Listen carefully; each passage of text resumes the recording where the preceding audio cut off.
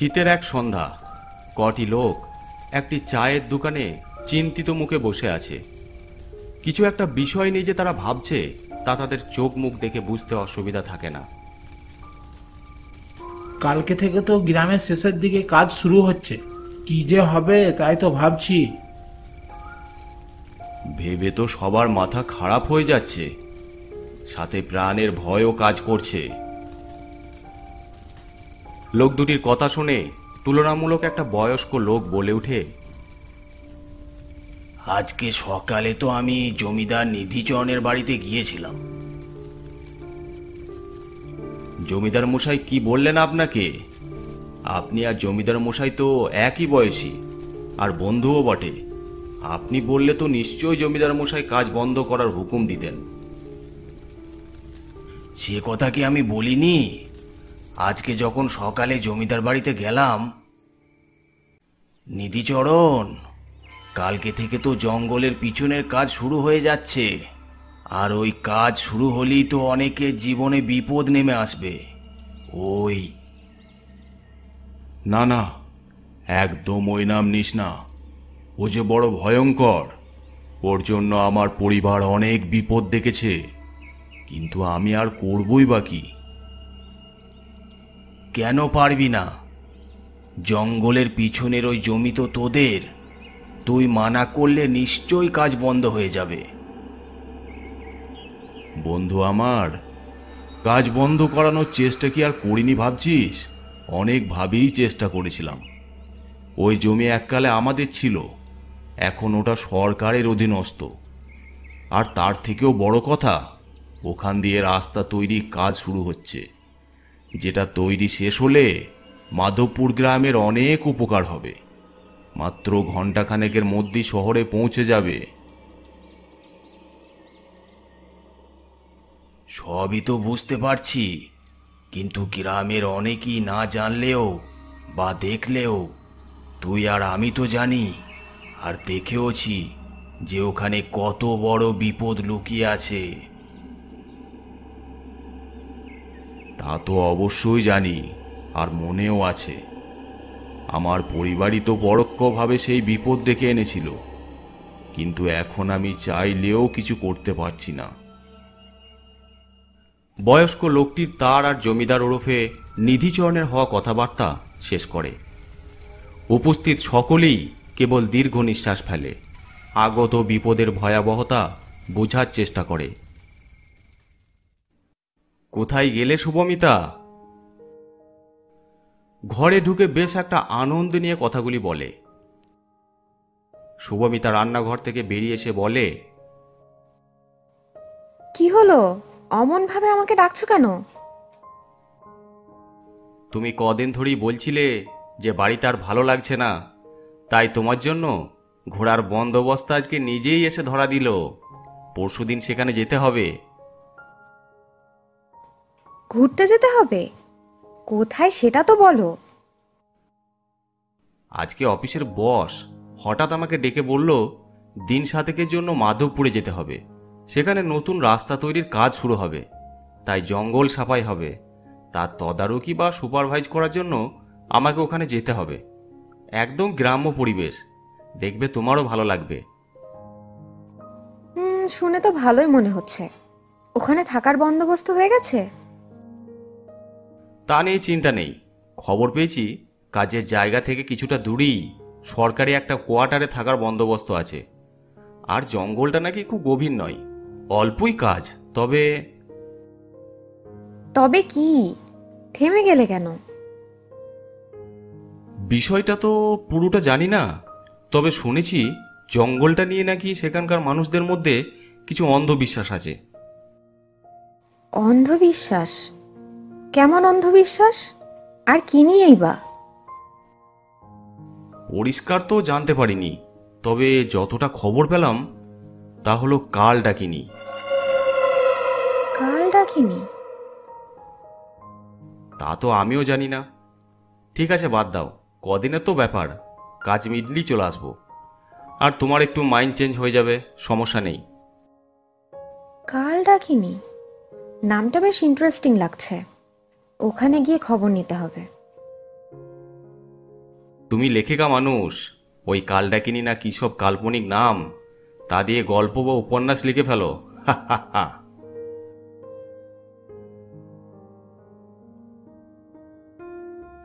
একদিন পর সমর আর শুভমিতা মাধবপুরের পথে রওনা দিল।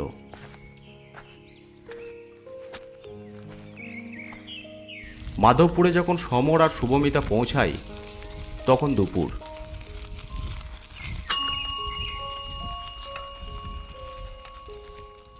কোয়ার্টারে শুভমিতাকে পৌঁছে সমর সরাসরি কাজের জায়গাতে উপস্থিত হলো। কাজ কেমন চলছে? কোনো অসুবিধা হচ্ছে না তো? না স্যার, কোনো অসুবিধা হচ্ছে না, কাজ ভালোই এগুচ্ছে। এই গ্রামে কজন আর জমিদার আপনার সঙ্গে দেখা করবে বলে দাঁড়িয়ে আছে। সমর তাদের দিকে উৎসুকভাবে এগিয়ে যায়। নমস্কার, আমি নিধিচরণ।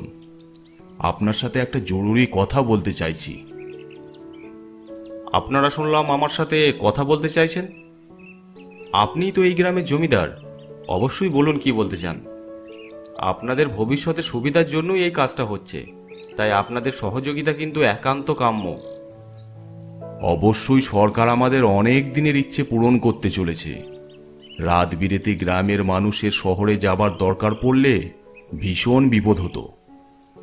এই পথে রাস্তা তৈরি নিয়ে আমরা যেমন খুশি, তেমনি আমাদের ভয়ও আছে। ভয়? কিসের ভয়? ওই যে দূরের পুরনো মন্দির দেখছেন, ওটা কিন্তু ভাঙবেন না। ওটা না ভাঙলে তো কাজ হবেই না। ওই মন্দিরের ভিতরে কাল ডাকিনী আছে। আমি এই নামটা এখানে আসার আগেও শুনেছি। আচ্ছা, এই কাল ডাকিনী কে? তাকে নিয়ে আপনাদের এত ভয় কেন? জমিদার আরও কিছু বলতে যাচ্ছিল, ঠিক তখনই সমর, আমি চলে এসেছি। তুমি চলে এসেছো? ভালোই করেছো। ওই কোয়ার্টারে একা বসে আর করতেই বা কি? স্যার, ওই পুরনো মন্দিরের দরজাটা ভাঙতে হবে। হ্যাঁ হ্যাঁ, চলো। কিন্তু ওই মন্দিরের ভেতরে। সমর জমিদার মশাইয়ের কথা না শুনেই মন্দিরের দিকে এগিয়ে যায়। শুভমিতাও সমরের পিছনে পিছনে সেদিকে চলতে শুরু করে। সেখানে উপস্থিত জমিদার আর বাকিরা আশঙ্ক বুকে নিয়ে এক প্রকার ভয়ে সেখান থেকে চলে যায়। মন্দিরের কাছাকাছি গিয়ে বুঝতে অসুবিধা হয় না যে এখানে অনেক দিন কারোর পা পড়েনি। চারিদিকে জঙ্গলে ভরে গেছে। আর চোখে পড়ার মতো মন্দিরের বাইরের দরজাতে বড় তালা ঝোলানো, আর যার উপরে বড় লাল রঙের কাপড় মোড়ানো আছে। মন্দিরের দরজাটাতে অমনভাবে তালা ঝোলানো কেন কে জানে? মানুষের অনেক সংস্কার বলো বা কুসংস্কার, সেগুলো থাকে, তার জন্যই হয়তো এমন করেছে। যাই হোক, তালাটা আগে ভাঙো। একজন কর্মচারী তালাটা ভাঙতে শুরু করে। ঠিক তখনই বাইরের শান্ত বাতাসে ধীরে ধীরে বাতাস বইতে শুরু করে। শন শন বেগে হাওয়া বইছে, আর দূর থেকে ভেসে আসছে কুকুরের করুণ কান্না। কি ব্যাপার, হঠাৎ এমন হাওয়া বইছে? জোরে জোরে কড়ার বাড়ি মারার পর তালা ভেঙে যায়। দরজা ঠেলতেই ভেতর থেকে ঝাপটা মারে পচা দুর্গন্ধ। উফ, কি পচা গন্ধ! প্রায় অন্ধকার হয়ে গেছে। আজকে আর ভেতরে কাজ করা দরকার নেই। কালকে থেকে অন্যান্য কাজের সাথেই এই মন্দিরটা ভাঙার কাজ শুরু করবে।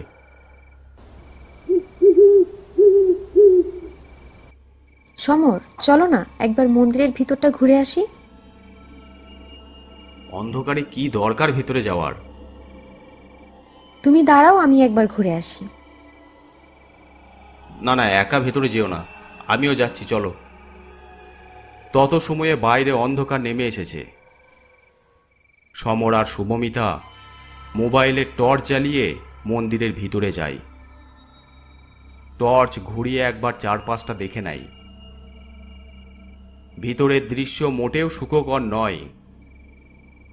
বিশেষ করে চোখে পড়ার মতো ঘরের ঠিক মাঝখানে থাকা মূর্তি।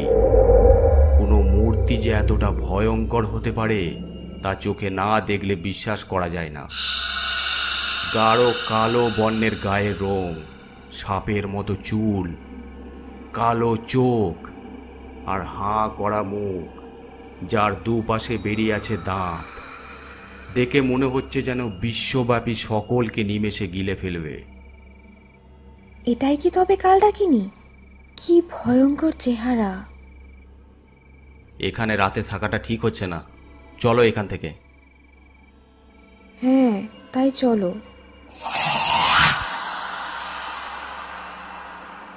বেশ একটা অস্বস্তি নিয়েই সমর আর শুভমিতা মন্দিরের বাইরে বেরিয়ে পড়ে।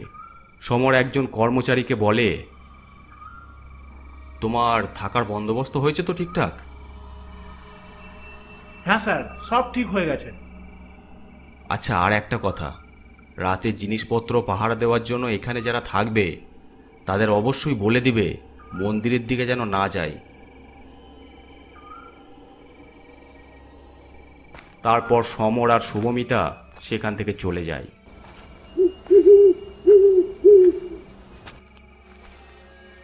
কোয়ার্টারে পৌঁছে খাওয়া দাওয়া সেরে ঘুরে ফিরে সেই মন্দিরের কথাই আসে। একটা মন্দিরের মূর্তি যে এতটা ভয়ঙ্কর হতে পারে তা চোখে না দেখলে বিশ্বাস করতেই পারতাম না। ওই মন্দিরটা যে কে বা কেন তৈরি করেছিল তাই একটা রহস্য। দেখি কালকে সকালে খবর নিতে হবে।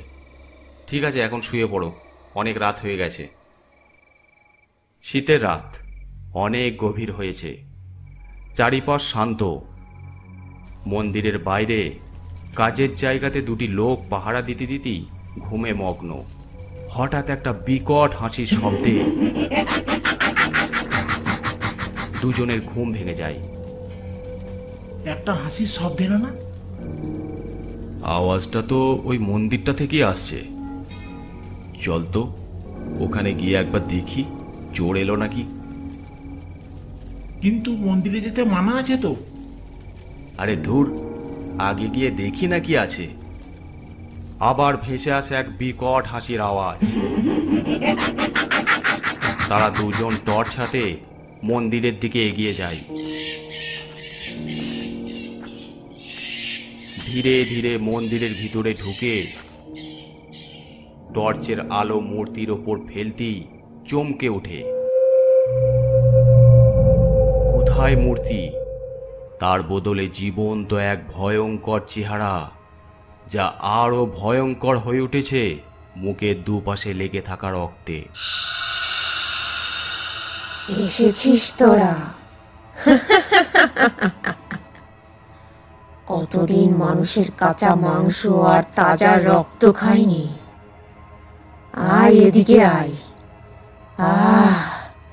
কতদিন পরে আমাকে জাগালি তোরা।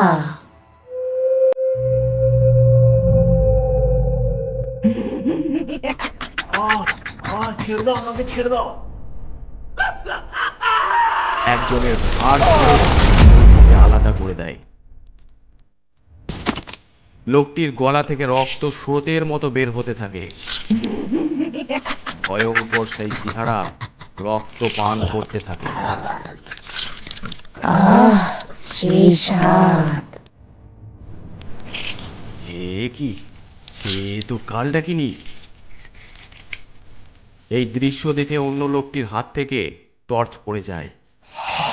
চিৎকার করে সেখান থেকে ছুটে পালাতে যায়। বাঁচাও, বাঁচাও, বাঁচাও। তোদের কেউ বাঁচাতে আসবে না। আয়। কিন্তু পালাতে গিয়ে দেখে ভয়ঙ্কর চেহারাটি ঠিক তার সামনে দাঁড়িয়ে।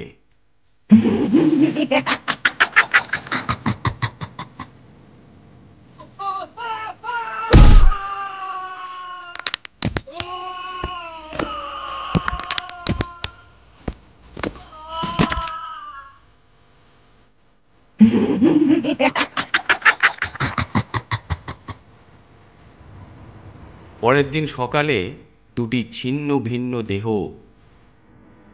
আর মন্দিরে গায়েব হওয়া মূর্তি দেখে কেউ আর কাজ করতে রাজি হয় না।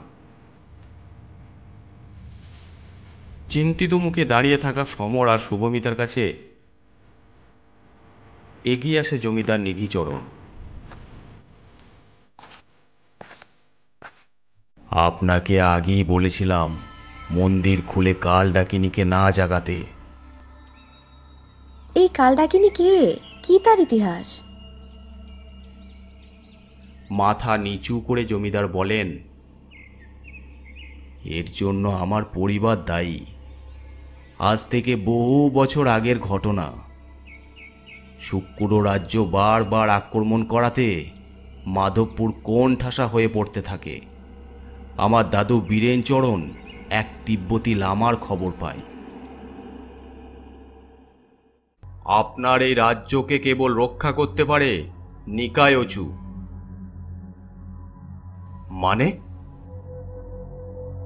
মানে যাকে আপনাদের ভাষাতে বলে কাল ডাকিনী, সে হলো অন্ধকার জগতের দেবী। এক গূঢ় মন্ত্র আর নরবলি দিয়ে তাকে জাগাতে হয়, আর সে একবার জাগলে সেই আপনার রাজ্যকে রক্ষা করবে, কারণ সেও রক্ত চায়।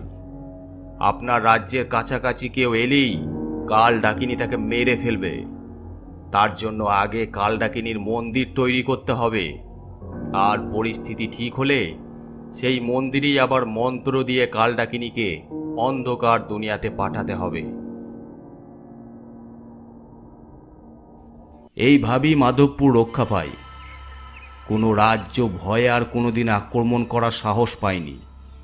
তবে লামা এও বলেছিল, ভুলেও কেউ ওই মন্দিরের দরজা যেন না খুলে। খুললেই মৃত্যু নেমে আসবে। সব কথা বলে নিধিচরণ চুপ করে। আমি নিজে একজন লেখিকা হয়েও কল্পনা করতে পারিনি কালডাকিনীর অস্তিত্ব থাকতে পারে। এর থেকে মুক্তি পাওয়ার কি কোনো উপায় নেই? এই মন্দির না হয় আর ভাঙা হবে না, সে আমি অপুর মহলে কথা বলে ঠিক করে নেব। খুব তাড়াতাড়ি কিছু না করলে এই মাধবপুরের কেউ রক্ষা পাবে না। প্রতি রাতে ওই কাল ডাকিনীর কবলে পড়ে অনেকেই মারা যাবে। সেখানে উপস্থিত একজন গ্রামের মানুষ এগিয়ে এসে বলে, জমিদার মশাই, এখন একমাত্র শৈলেশ্বর ওঝাই আমাদের বিপদ থেকে রক্ষা করতে পারে। একদম ঠিক বলেছ। এখনই শৈলেশ্বর ওঝাকে খবর পাঠাও। আজকে রাতের মধ্যেই কোনো উপায় না করলে রক্ষে নেই। তোরা কাল ডাকিনীকে জাগিয়ে বড় ভুল করেছিস। ও খালি হাতে সহজে যেতে চাইবে না, কাউকে না কাউকে নিয়ে যেতে চাইবেই। আজ রাতেই কিছু করতে হবে। গভীর রাতে শৈলেশ্বর ওঝা মন্দিরের বাইরে মৃত লাশের ওপর বসে মন্ত্র উচ্চারণ করতে শুরু করে। কাল নাই বিনাশয় রক্ষায় স্বয়ং সায় মুক্তায় নিহসন্তং। মন্ত্র উচ্চারণ করতে করতে ঘন কালো অন্ধকার থেকে বেরিয়ে আসে,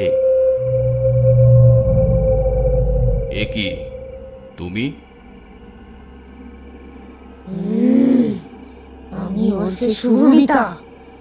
আমি একেও সঙ্গে নিয়ে যাব না, এই নিষ্পাপ মেয়েটির কোনো ক্ষতি হতে দেব না। আর এটা তোর ছলনা তাও জানি। শৈলেশ্বর ওঝা হোমকুণ্ডে ঘি ফেলে, আবার মন্ত্র পড়তে শুরু করে। কাল নাই বিনাশয় রক্ষায় স্বয়ং সায় মুক্তায় নিহসন্তং। ছেড়ে দে, ছেড়ে দে আমাকে, তা না হলে সবাইকে শেষ করে দেব। চারিপাশে প্রবল বাতাস অগ্নিকুণ্ড নেভানোর চেষ্টা করে, কিন্তু শৈলেশ্বর ওঝা মন্ত্র বলা থামায় না। একসময় কাল ডাকিনীর ভয়ঙ্কর চেহারা মন্দিরের ভিতরে অন্ধকারে হারিয়ে যায়, আর মন্দিরের দরজা সজোরে বন্ধ হয়ে যায়। তখন সকাল হয়ে গেছে। শৈলেশ্বর ওঝা আবার মন্দিরের দরজায় তালা লাগিয়ে দেয়। আর কোনো ভয় নেই, তবে এই মন্দিরের তালা যেন ভুলেও না খোলা হয়। রাস্তা তৈরির কাজ পরে চালু থাকলেও মন্দির ভাঙার কথা আর ভুলেও ভাবা হয়নি।